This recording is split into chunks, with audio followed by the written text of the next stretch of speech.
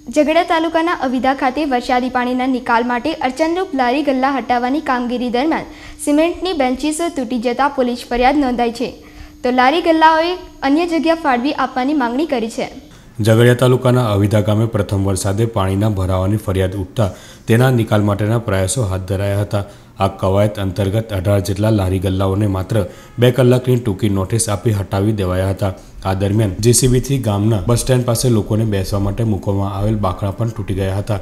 આથી પોતાના પતિના સ્મરણાર્થે આ બાકડા મુકાવનાર વિધવા સુમિત્રાબેને રાજપારડી પોલીસ મથકે ગ્રામ પંચાયત વિરુદ્ધ અરજી આપી કાયદેસરની કાર્યવાહી કરવાની માંગ કરવામાં આવી છે। બીજી બાજુ 18 જેટલા લારી ગલ્લાવાળાઓએ તદ્દન ખોટી રીતે દબાણ હટાવવામાં આવ્યા હોવાનો આક્ષેપ કરવા સાથે જે અડચણરૂપ છે તેને હટાવાય નથી।